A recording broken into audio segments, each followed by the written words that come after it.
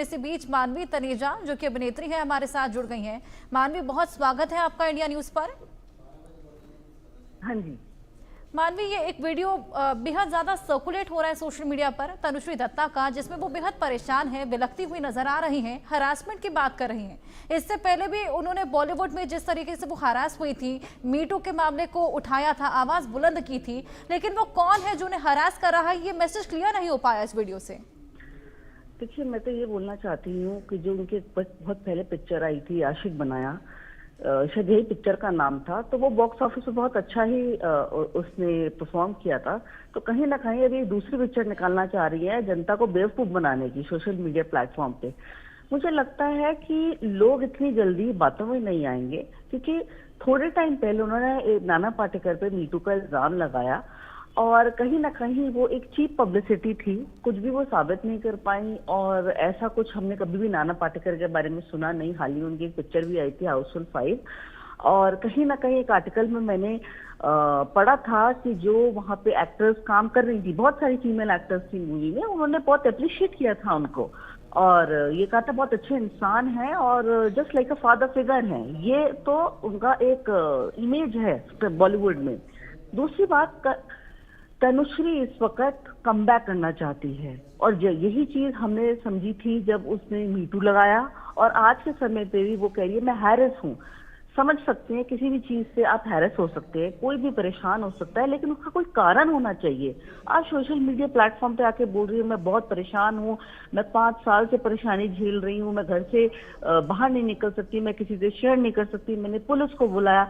Police ने भी अपनी स्टेटमेंट दी है, मैंने पूरा आर्टिकल पढ़ा है जिसमें उन्होंने कहा कि आपको जो परेशानी है आप बताइए या आप थाने में आके कंप्लेंट करिए। परेशान हूँ, आज की तारीख में हर कोई परेशान है, पर आप कारण तो बताएंगे ना, आप क्यों परेशान है। आप रोना शुरू हो गए और कोई कारण नहीं है, तो कहीं ना कहीं ये एक चीप पब्लिसिटी है, या मैं बोलूँ झोल झाल पब्लिसिटी है। इसमें झोल ही है, कुछ है नहीं। करियर उनका खत्म हो गया है, काम उनको मिल नहीं रहा, काम के लिए उन्हें वो बहुत अप्रोच कर रही हैं। नाना पाटेकर मीटू के बाद बहुत जगह देखा था कि तनुश्री ने सोशल मीडिया प्लेटफॉर्म पर डाला है ओपन फॉर वर्क, मैं काम ढूंढ रही हूँ पर काम नहीं मिल रहा। इस इंडस्ट्री का एक ही असूल है, जो दिखता है बिकता है। अगर आप काम करते जा रहे हैं, रेगुलर काम कर रहे हैं, लोगों को आपका काम पसंद आ रहा है, तभी आपको बैक टू बैक वर्क मिलेगा। लेकिन एक लंबा ब्रेक अगर आप ले लेते हैं, उसके बाद कम बैक होना थोड़ा सा मुश्किल है।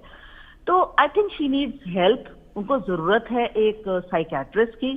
फैमिली मेंबर्स को उनको सपोर्ट करना चाहिए, उनको मदद करनी चाहिए, डॉक्टर को दिखाना चाहिए, साइकेट्रिस्ट को दिखाना चाहिए, ये जिससे उनकी मानसिक जो इस वक्त स्थिति है, क्योंकि कई बार तरस भी आता है। बहुत अच्छी अभिनेत्री रही है एक टाइम पे, सोशल मीडिया पे आकर के वो रो रही हैं, ऐसे मतलब इनमेच्योर बिहेव कर रही हैं, ये अच्छा नहीं लगता।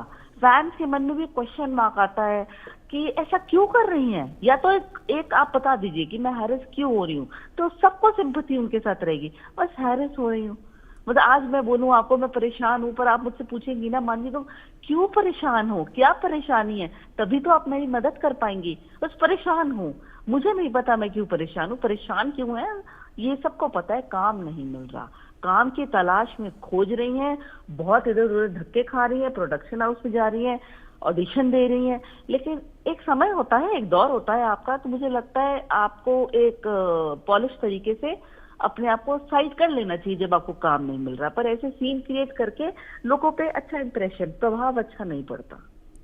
बिल्कुल, आपने जो बातें कही, हो सकता है कि कुछ इस तरह की बातें भी हो कि कहीं ना कहीं लाइमलाइट में आने के लिए, इंडस्ट्री में कमबैक करने के लिए, क्योंकि अब 50-50 चांसेस है, हो सकता है वाकई वो हरासमेंट से गुजर रही हो। मानवी, अब जिस तरीके से ये केसेस बढ़ते चले जा रहे हैं, जैसे कि पूनम पांडे ने भी एक कंट्रोवर्सी क्रिएट की थी जहां पे उन्होंने अपनी डेथ को फेक किया था और उसके बाद वो लाइमलाइट में वापस आई थी। उन्होंने किसी कंपनी के लिए एज एन एडवर्टीजमेंट या फिर प्रमोशन के लिए वो काम किया था। तो ऐसे में तो अब भरोसा कर पाना भी बेहद मुश्किल है, कौन एक्चुअल सफरर है और कौन इन चीज़ों को फेक कर रहा है। देखिए, अगर आप पूनम पांडे की बात कहेंगे तो वो मैं कंट्रोवर्सी नहीं बोलूंगी, वो एक अवेयरनेस प्रोग्राम था। क्योंकि सर्वाइकल कैंसर एक ऐसी चीज है जिसके बारे में कोई नहीं जानता। बहुत सारी महिलाएं इस चीज को लेकर के पीड़ित हो जाती हैं, बहुत उनको डिजीज हो जाती है, पर उनको पता ही नहीं चलता।